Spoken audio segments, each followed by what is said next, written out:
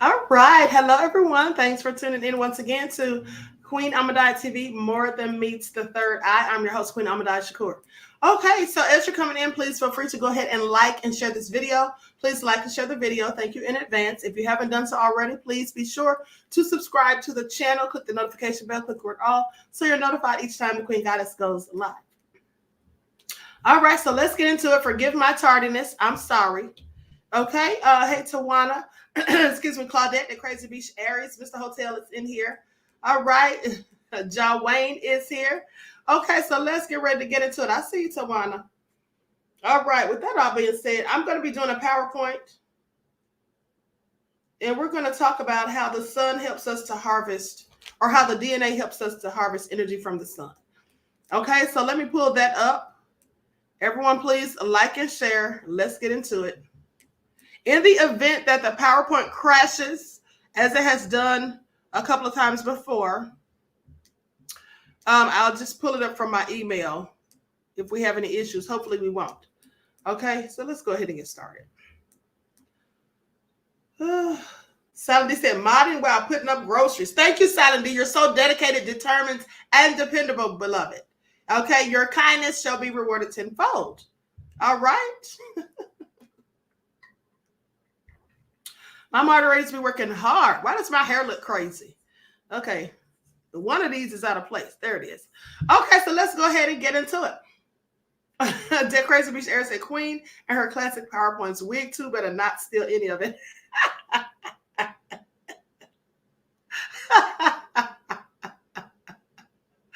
Oh, you all are something else. Hey, Reggie. Okay, so let's get started. Let's get started. You all are something else. This is going to be like a look at Claudette laughing. All right. Hey, Claudette. Hey, Aboriginal woman. Okay, now this is going to be almost like a biology class, okay? Just a little bit of it, so please pay attention. Hey, Desmond. All right, so let's go ahead and get into it. I don't want to be here all night, y'all. I am tired, all right? I am sleepy. I literally have been working all day. I almost fell asleep doing this PowerPoint, just so you know. Okay? And so let's get into it. Likes up. Everyone, please get those likes up. Here we go.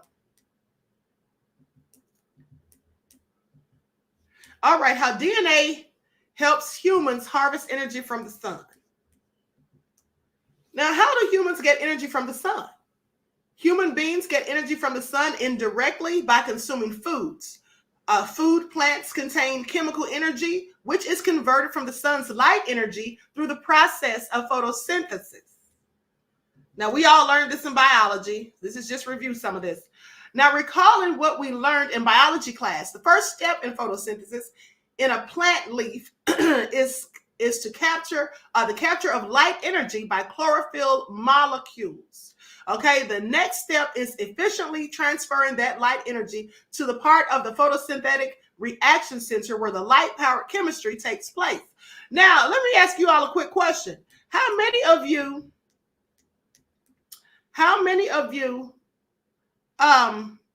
actually take something called chlorophyll?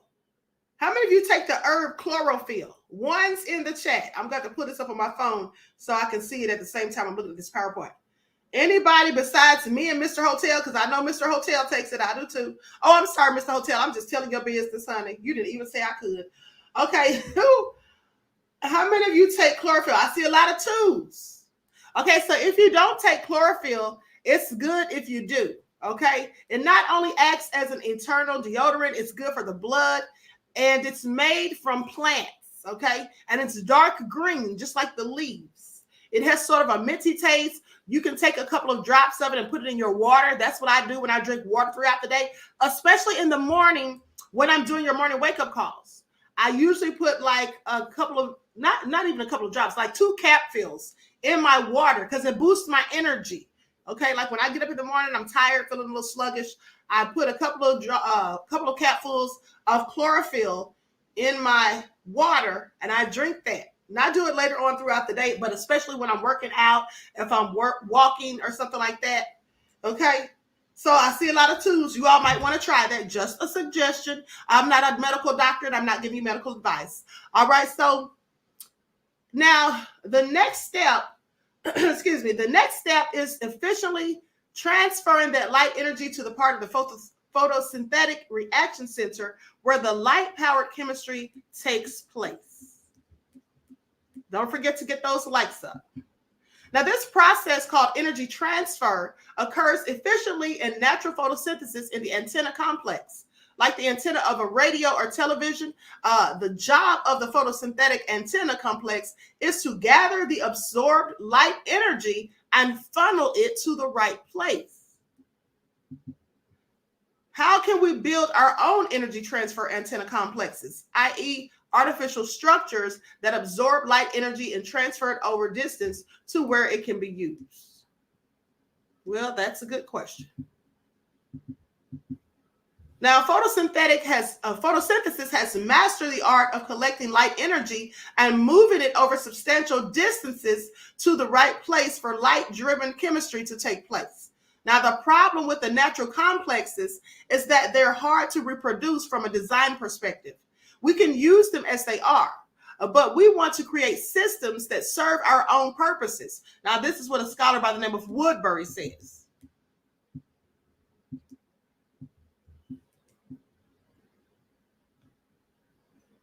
Okay, by using some of the same tricks as nature, but in the context of a DNA structure that we can design precisely, we overcome this limitation and enable the creation of light harvesting systems that efficiently transfer the energy of light where we want it. Now, pay attention to that, because this is about how our DNA can help harvest energy from the sun.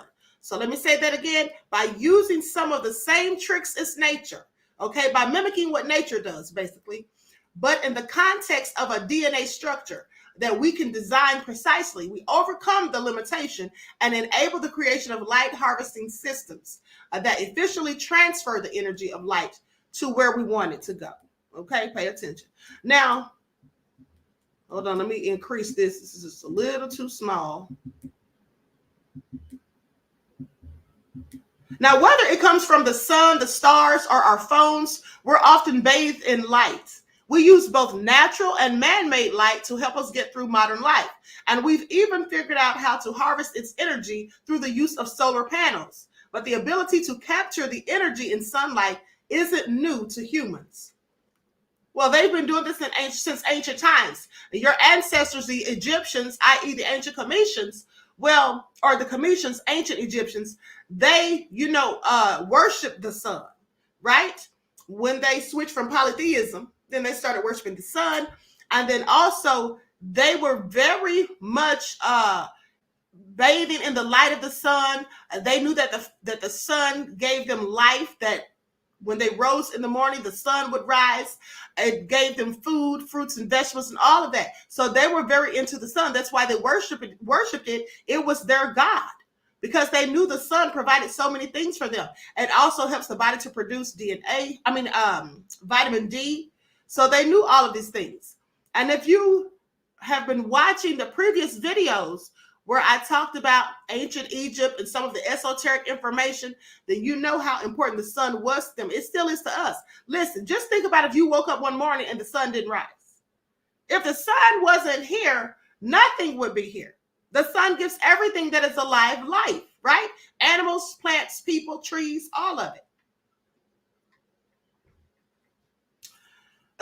But we do have artificial light.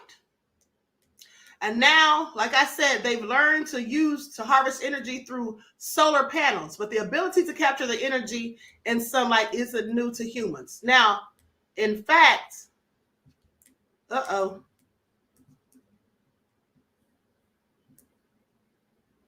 okay, let me enhance this. Excuse me.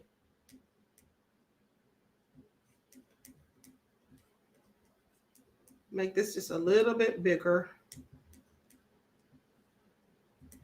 Okay, there we go.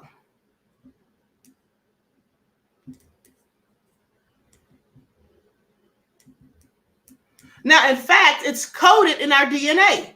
The human body is capable of building specialized proteins that transform light energy into chemical energy. One of these proteins, known as Melanopsin, uses light energy to set our biological clock and may be involved in embryonic developments. Okay, embryonic development. Now, I know you all know what that is, right? When somebody's pregnant. Okay, light carries energy with it. You can sometimes feel that energy in the form of heat. Now just think about it. If you're sitting in a car, because we all know this, for example, if you're sitting in a car waiting on somebody and the sun's beaming through the windshield, well, it does feel hot. You start to get a little hot, right? Or if the sun's beaming down on something and you touch it, you can burn your hand or you can feel the warmth of it. What about the hot gravel outside when the sun's beaming down? You can literally burn yourself. Okay. And so most life forms have evolved to capture and use this energy for various purposes. Plants, for example, have developed the ability to use energy from light to build complex sugars. Now, though humans can't do this, we have evolved over other impressive skills that involve light. We're able to produce proteins known as opsin and retinol, which work together to detect light. To function, retinol and opsin are chemically bound to one another. When light waves come into contact with the retinol, it passes energy into the protein, which causes it to move slightly. Now, this movement disrupts the chemical bond between retinol and opsin, causing the opsin protein to move a little as well. These small movements can send a chemical chain reaction through a cell and cause neurons to signal back to the brain. Okay, this is the basic concept behind vision. This is what helps us to see. Okay, now across the animal kingdom, there are many different versions of the opsin proteins. Within humans alone, there are multiple forms, each of which serves as a unique function. Now, we're able to detect different colors in light thanks to small differences in the DNA coding from the various opsin proteins. These differences can either strengthen or weaken the chemical bond between opsin and retinol.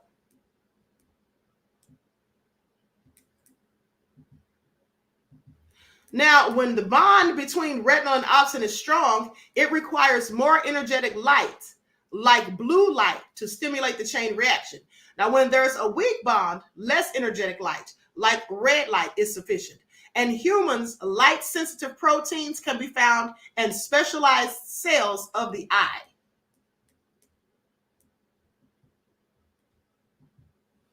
These cells are known as rods and cones. Light enters our eye and comes into contact with light-sensitive proteins in the rod or cone cells. This contact triggers a relay of signals from the eye to the brain and results in an image. Thanks to these cells, and more specifically the opsin and retinol proteins, our brains are able to form colorful images. And you actually see with your brain. Your eyes are more so like a projector, but you actually see with your brain more so than just the eyes. How many of you knew that? Once in the chat, if you knew that you literally see with your brain. The eyes are like the projector or like the lenses.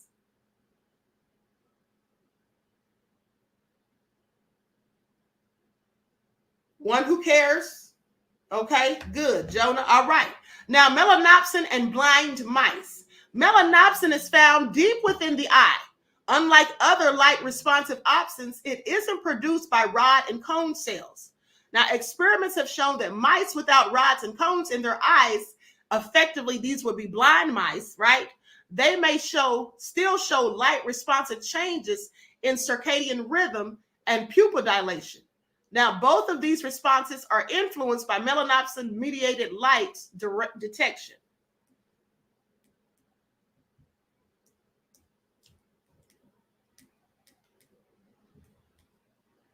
Likes up, beloveds. Don't forget to get those likes up. Thank you. Not all light-sensitive proteins are used to help our brains form images, however. Almost 20 years ago, scientists discovered another type of opsin which appeared to be involved in non-image forming processes. This opsin is coded by the gene OPN4 and is called melanopsin. Now, through a series of well-designed studies, researchers showed that melanopsin was involved in multiple processes that integrate light with our physiology.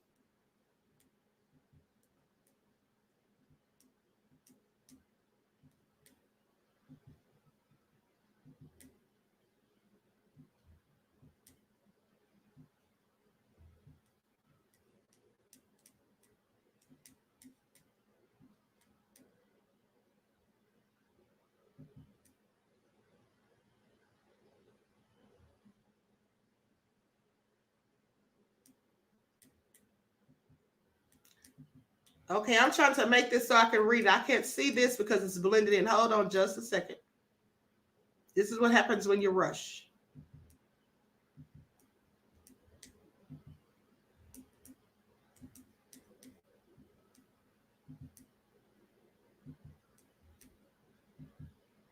Okay, setting the biological clock is a good example of this. Many processes like sleep are regulated by an internal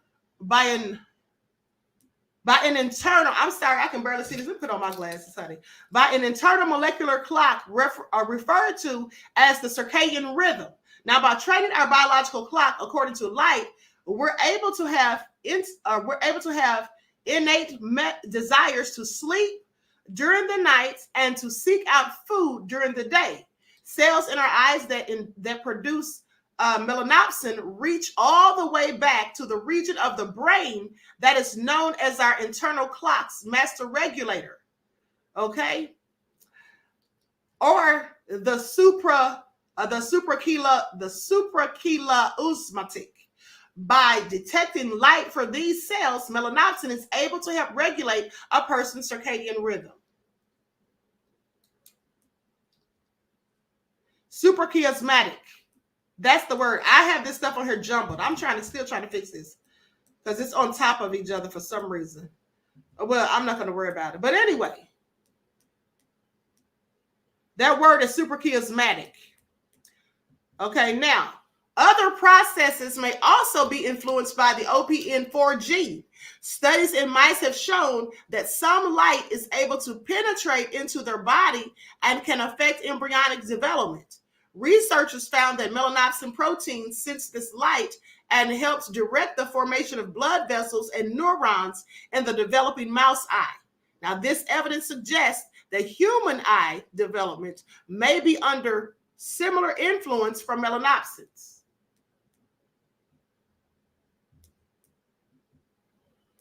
It's fascinating to see how light is manipulated by our bodies. Now, consider this. Light from the sun travels 93 million miles through space. It blows past planets, enters the atmosphere, and collides with your eyes. This cosmic energy is not wasted on us. With the help of genes like OPN4, we put it to work.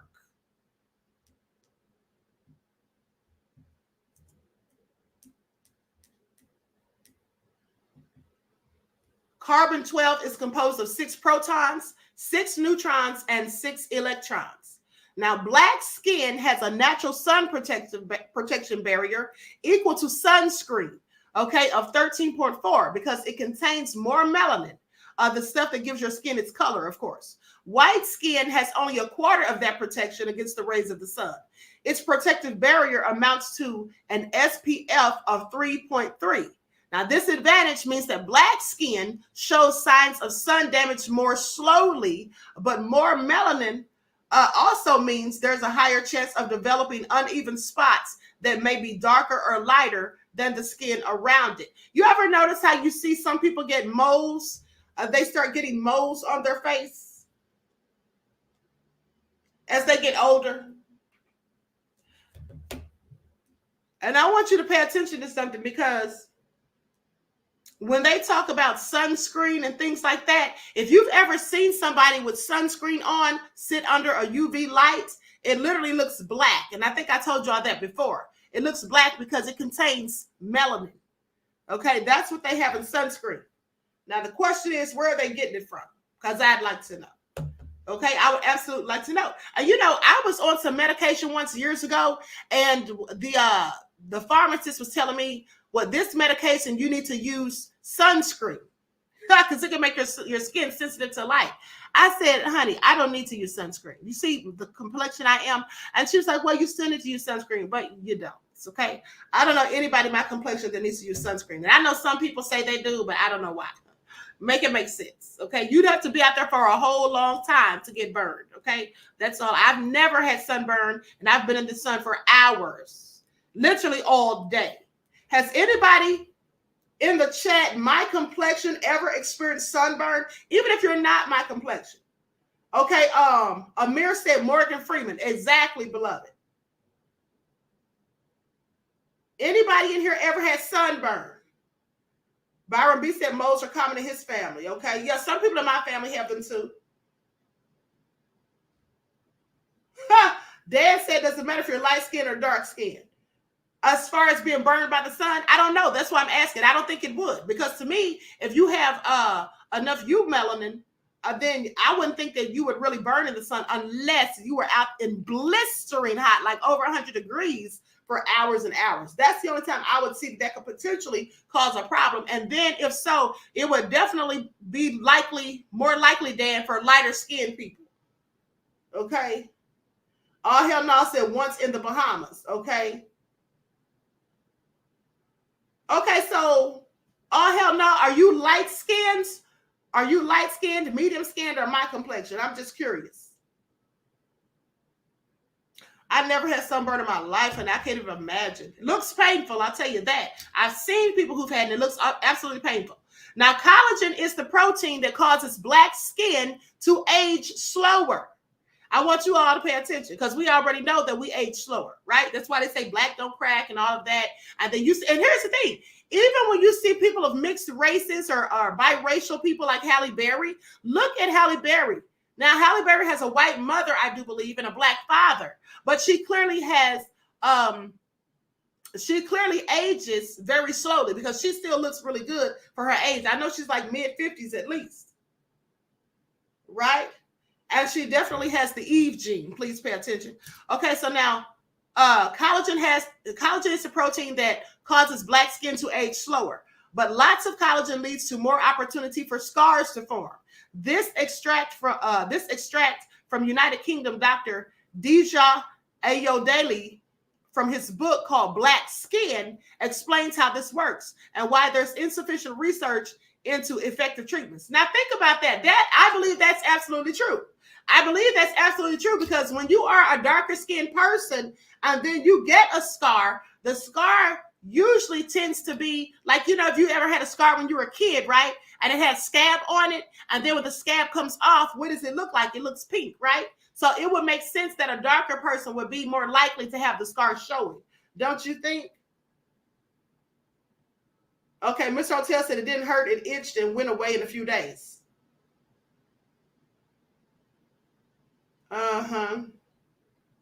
Miss Hotel said he was in 100-degree weather for a while and got his arm burned. Yeah.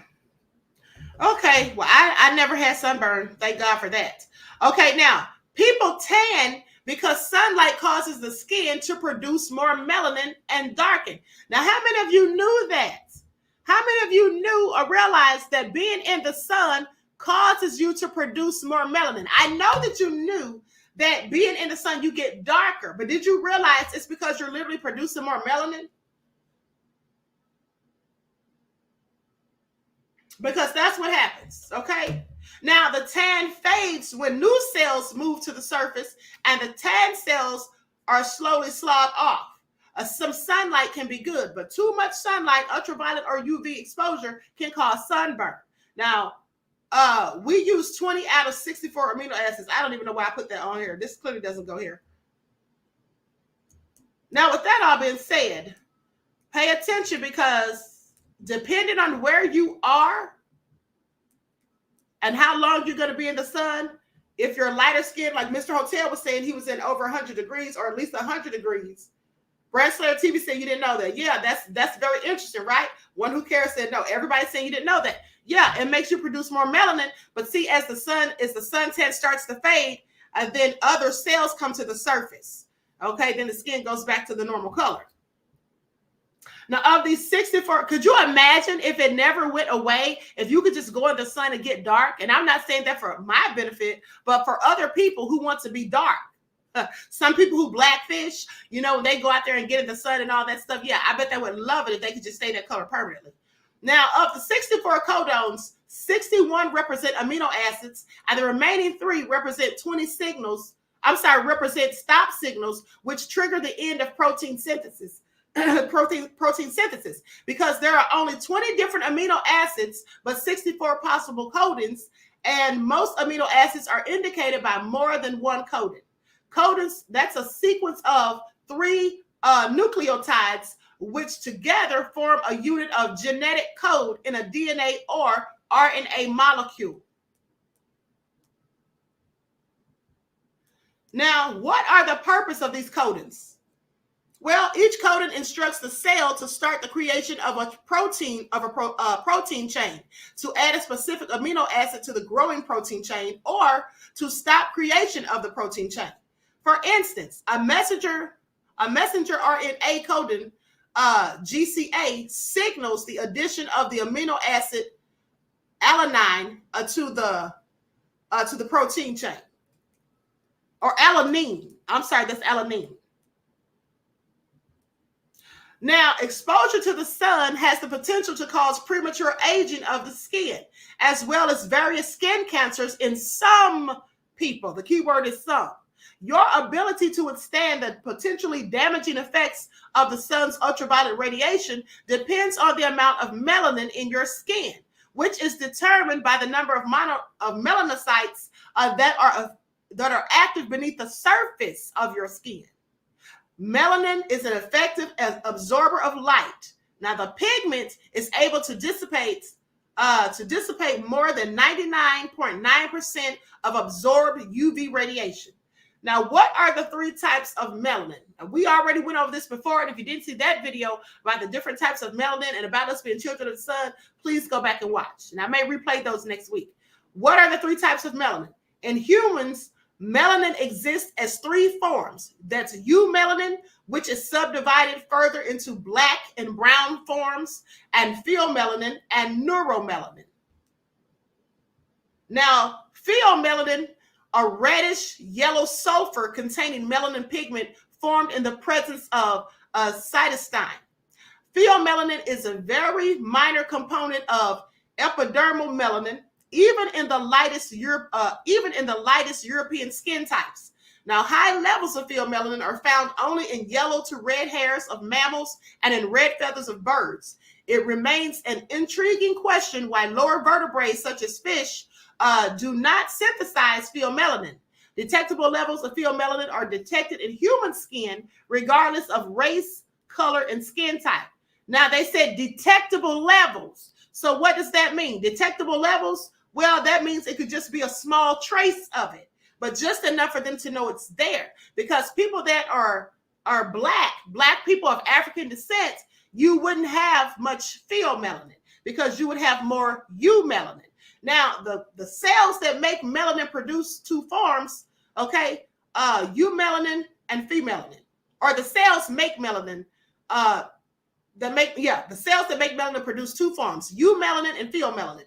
Now, people with red hair produce mostly pheomelanin, which is also linked to freckles and fair skin that tans poorly. You ever notice that people with red hair and freckles tend to be very pale?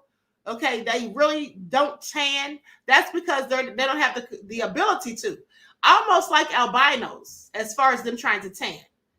Now, where is eumelanin found? Well, it's found in the hair, skin, and dark areas around the areolas. It is particularly abundant among black populations and provides black and brown pigment to the hair and also to the skin and eyes. When eumelanin is present only in small amounts, the hair may be blonde. Pheomelanin is also found in the hair and skin. Now, we know that white people, people of European descent, tend to have more pheomelanin, and we have eumelanin.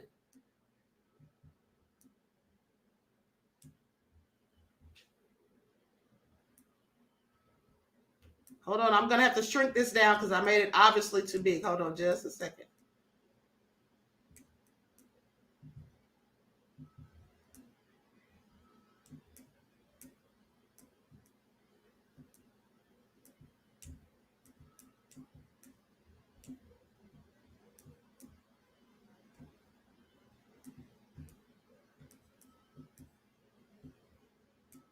Okay, here we go.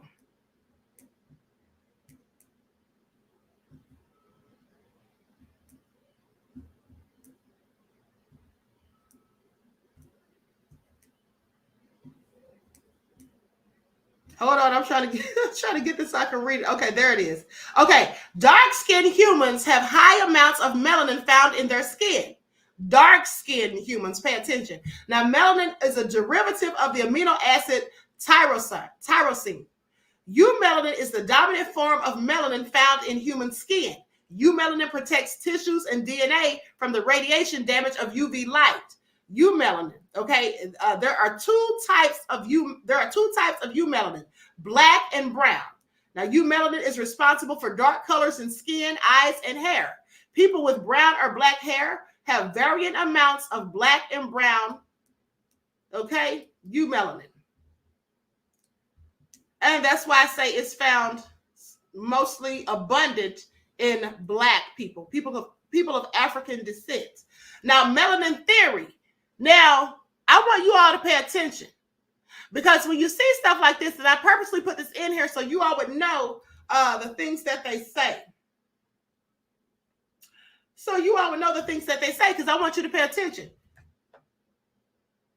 Hey, December, thank you for getting a membership, beloved. I want you all to pay attention. Now, melanin theory. This is what people who don't look like us, some of the scholars who don't look like us, they call this pseudoscience. All right, I want you to pay attention. They say melanin theory is a set of pseudoscientific claims, like saying it's not facts, it's just something that we say. Melanin theory is a set of pseudoscientific claims made by some proponents of Afrocentrism, right? Afrocentrism, which holds that Black people, including ancient Egyptians, have superior mental, physical, and paranormal powers because they have higher levels of melanin, the primary skin pigment in humans. This is true. This is absolutely true. And they know it's true. Because here's the thing. If it were not true, please explain why melanin is worth over $500 per gram. It's even more expensive than platinum and gold. All right. Melanin refines the nervous system in such a way that messages from the brain reach other areas of the body most rapidly. People of African descent or African Americans. Their infants, and listen to this, this is a scientific fact, you can go and fact check it. Their infants sit, stand, crawl, and walk sooner than others and demonstrates more advanced cognitive skills than their counterparts because of their abundance of melanin. This is a fact. Melanin is a superpower. And when you think about it, the universe contains melanin. Okay, the universe is full of melanin. And so are we. With that all being said, yes, melanin absolutely is a superpower. And it is a fact that infants that are full of melanin, i.e. Black or infants of African descent, they absolutely develop their cognitive skills quicker. They can sit up, hold their bottles, and just crawl and walk and all of these things quicker than other babies on the average. Maybe not in every case, but on average, collectively.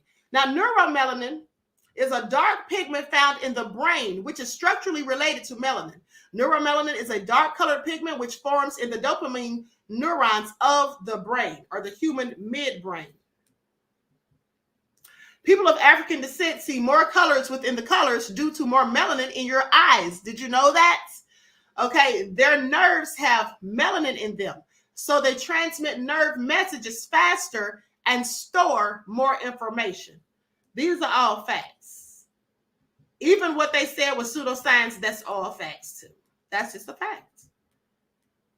Now, mind you, some scientists will admit this. Some scholars will admit it, and some of them won't. Please pay attention. Okay, Byron B said that's interesting. Thank you, beloved. Then they dumb black children down. Twisted logic. I'm glad you brought that up. You see, this is why, if you remember a few years ago, there was a scientist that worked for the CDC, and he was a whistleblower. And he came out and talked about mercury that they were putting in venom. Okay, y'all know what I'm talking about. I have to choose my words carefully, but they were talking about mercury being put in venom. And this was being done specifically for a certain group of people. And who were that group of people? It was for young black males when they would get the venom. And this is what led to an uptick in autism, okay, according to the CDC. So yes, absolutely, things are done to dumb children down. Okay, now I'm going to show you a couple of video clips, and then we're out of here. We're out of here, beloveds. Now, this first one I'm going to show, it's a young man saying that he's colorblind and he doesn't see things correctly. Now, how many of you know someone who is colorblind? How many of you know someone who's colorblind? Once in the chat, if you ever have known someone that's colorblind. I have known one person, and that person was of European descent. Now, I've never met a person who looked like me who was colorblind. Has anyone in here, and I'm not saying that they don't have people that look like me that are colorblind, but it's a known fact that the more melanin you have, the more color that you see. Okay, Don't Need says yes. Okay, so I want you to listen to what this young man says.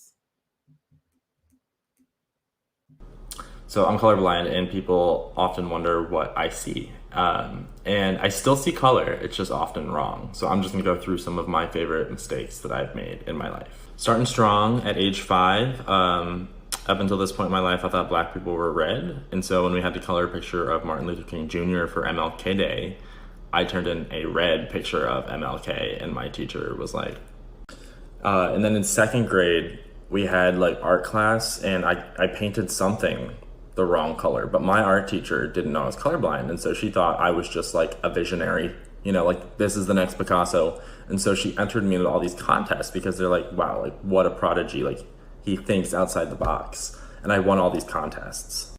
And then fast forward like 15 years, and here I am, found out peanut butter isn't green last week. So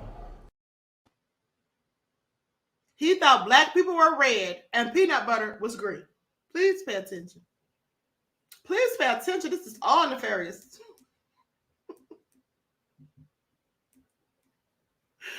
Please. This is all nefarious. Now, if he thought that if we look red to him, what color does my outfit look? I have several questions. Now, I knew someone who was of European descent when I was in high school, and this person was colorblind, and I asked them what colors did they see. So I think that when people are colorblind, then they see different colors. You know, like all of them don't see the same colors apparently, because this person, they would think that something blue was gray. That's how they interpreted colors. Like blue looked gray to them. But that was really a stretch. Okay, I never heard of anybody thinking that a black person looked red. He must have had it really bad, I guess. All hell no, said we do have rosy cheeks. Twisted Logic said maybe he's seeing the right spectrum and we're seeing what they want us to see. You know, that's a thought too, beloved. I mean, because there was something I was researching once that said that we are really supposed to be green.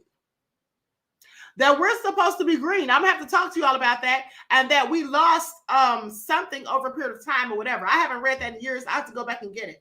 But that's crazy. Miss Hotel said that would scare me, honestly. You know, it wouldn't scare you if that's what you always saw. Now, if you woke up and started seeing people like that, of course you'd be scared. But if that's what you normally saw from birth, from a little kid, that wouldn't scare you because that would just be normal to you. Think about it. Okay, now I'm going to play this other video. The hair on your head is supposed to act as a cushion for your brain. That's why when you brothers have froze and naturals out and whatnot, you can fall. Some of you brothers' hair, sisters' hair so thick you can fall on your head and your head will not be damaged. It won't be hurt. Your damn hair is like a damn pillow. Some of you as thick as your hair is. It don't make sense for you to have hair growing out of your head that's straight. When you fall and hit your head, you bust your head. Why thinking God would bring out the manifestation of a people where if a brain or a mind is important to protect, of course he's going to give them hair to protect their brain and their mind, to protect their brains. That's why your hair is thick, to protect your crown.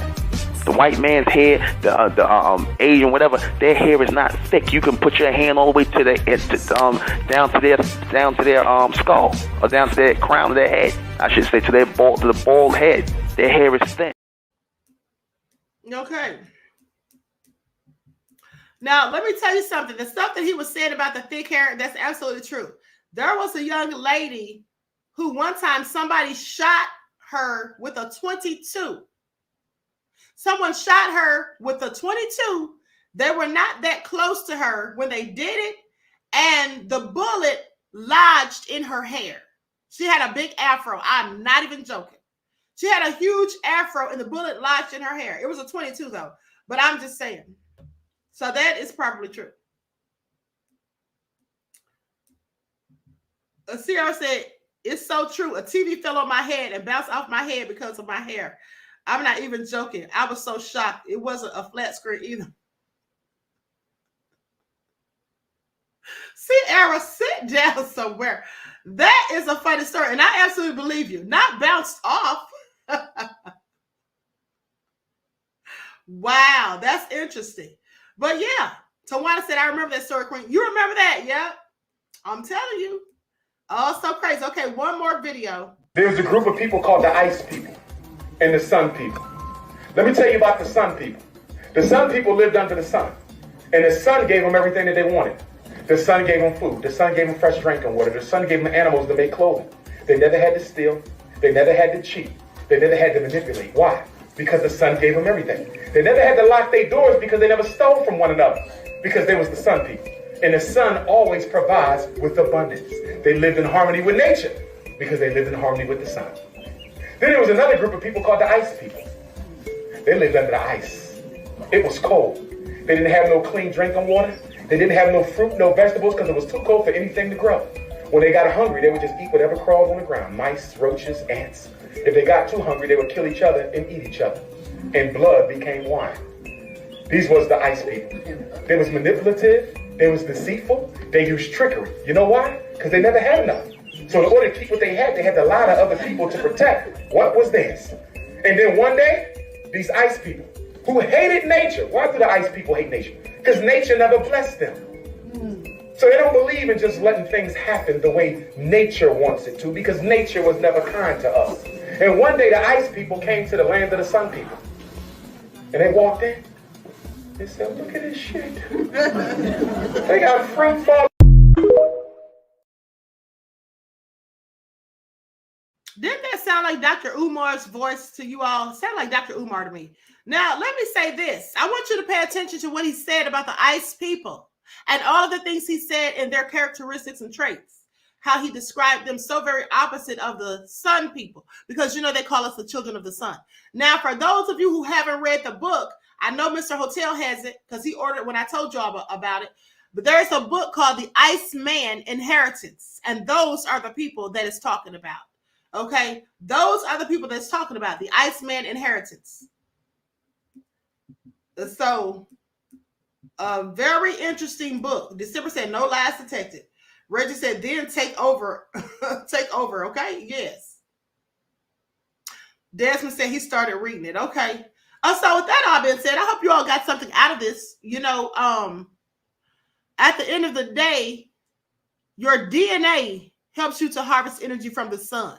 And it's very important to sit in the sun, to bask in the sun. I told you all this numerous of times, because the sun lifts your spirits. It raises your vibrations. And I also told you that, you know, some of these countries that don't have a lot of sun, where it's really cold, you know, places like Alaska where it's dark a majority of the year and things like that.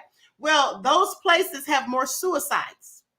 And that's because of the lack of sun. Because the sun makes you high vibrational. Just think about it. You know, when it's a gloomy, rainy day outside, when it's dark and gloomy or cloudy, You feel tired, lethargic. You just don't want to do anything. You want to just lie in bed, watch TV, and eat snacks. I mean, at least I do. Once in the chat, if rainy days make you tired and just want to relax and not do anything, not go anywhere, just chill out in the house and just watch TV. That's what I do, honey. I get the remote and get it right and get my snacks and sit them right there on the side and have my drink, my water on the side, and I sit there and watch TV and shows. Yeah, that's what happens. Okay. Byron said, thank you, Queen, for this blessed lesson. You're absolutely welcome, beloved. You're absolutely welcome. Okay, so yes, but the sun, if you notice, it gives you energy. It just gives you a boost, right? And that's why you need to be in the sun. It's also good to sun gaze at least 5 to 10 minutes a day. You don't want to do it too long, but at least 5 to 10 minutes a day, because when you sun gaze, the sun is penetrating your what? Your pineal gland, i.e. your third eye. Okay, so you want to do that. You want to do that. Juju said, love you to life, Queen. I love you right back, beloved. Okay, Reg said it's supposed to rain there tomorrow. Yeah, it rained here last week. It rained here last week for a few days, and I was tired the whole time. Okay. So December said you also like the rain. Well, I like the rain too. I like the rain too, but it just makes me want to relax. You know, I feel like going out and doing things, you know, going and running errands when it's sunny outside, but it's raining. I don't want to go anywhere. So I want to lay in the house and enjoy it, listen to the rainfall, watch TV, or read a book or something. Okay. Oh, December said, I love you, Queen. I love you too. Okay. Reggie said, pineal gland. Absolutely. All hell no said the rain is for sleeping. That's right. And so with that all been said, listen, I want you all to make sure. Let me see if I can pull this up real quick. I want you all to join my meditation channel. Okay, I made it just for my spiritual people. Hold on, let me pull it up real quick so I can drop the link. Am I even signed into it on this channel?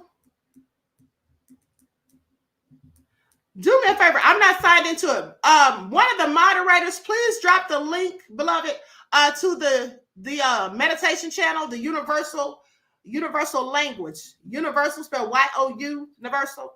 Okay, and make sure you all listen to that channel. There's lots of meditation sounds. There's like rain falling, you know, like water flowing down a stream, and just different meditative sounds. Okay, I love it. I listen to it at night when I sleep. Reggie said I'm gonna stuff my face. I know that's right. I'm gonna stuff mine too after this. Okay, so anyway, I hope you all enjoy your strong end, not your weekend, leaving you in a weakened state of mind. And listen, I'm going to tell you all this. So I have an interview scheduled for the other channel for Black History Month. I'm going to have a gentleman on here. He's an elder, and his name is Ray Fontroy. He was actually Dr. King's driver back in the day. Okay, he's written a book. He's very wise. I love talking to him. But he's going to be on our channel. I'm going to interview him for Black History Month so he can talk to us about Dr. King, because he knew him personally. He was his driver for years. Okay, so want you all to just have the heads up on that, because I haven't announced it on the channel. All right. Aboriginal woman said, great broadcast, Queen. Thank you. Okay, Reggie said, interesting. Yes. Okay, so I'm going to have a couple of other people on next month too, but I want to get somebody else on here. I'm just trying to think of who I want to have on here on the spiritual channel. Now, of course, you all know when I have the exclusives on here, it's for the members. So if you don't have a membership, you may want to consider getting one. You know, you can get them for as little as $2.99. All right. All hell no said the Queen always get the scoop. Thank you, beloved. You know, I have connections. All right. Miss Hotel said, I can't wait for that. Okay, great. So we just confirmed it last week. He's supposed to be here February the 7th. Okay, February the 7th, the first week in February. That's going to be on a Wednesday. So with that all being said, I'm looking forward to it. Okay, so everyone enjoy the rest of this beautiful day. Each one teach one. And here, let me tell you all something. This is what I need you all to do. We need to start channeling the ancestors. So every Sunday, now listen to this. Every Sunday, you know our ancestors beat the drums. Doesn't matter where your ancestors were from. If you're melanated like me, if your ancestors were from Africa, you know they beat the drums. If your ancestors are from North America, like from right here, which was Turtle Island, they also beat the drums, okay? So with that all being said, let's do this collectively, if you can. On Sundays at 3 p.m., beat the drums. If you don't have drums, you can do it on a table, something wooden, whatever. You can just do that, okay? This is like channeling an energy. It's a call to the ancestors, okay? So if you could do that every Sunday at 3 p.m. Eastern Standard Time, that would be great because we're all doing it together. And then, you know, I'm thinking about starting a weekly meditation where we just all meditate once a week. Okay, because I actually have a meditation group that I attend sometimes. And so maybe I'll have that on here. All Hell Nah said you love it. Okay, good, beloved. So let's all do that together. Okay, Sundays at 3 p.m. Eastern Standard Time. Beat the drums. It's channeling the ancestors. All right. And I started doing this months ago. Because Mr. Rayfon Troy is the one who told me about this, because that's what him and a lot of his people do. Okay, so with that all being said, I want to thank you all for tuning in. I hope you all enjoy the rest of this lovely evening. Each one teach one. That's how we grow and thrive. Do something productive, constructive, but never destructive. And always remember, beloveds, to keep the Most High first in your lives. Peace.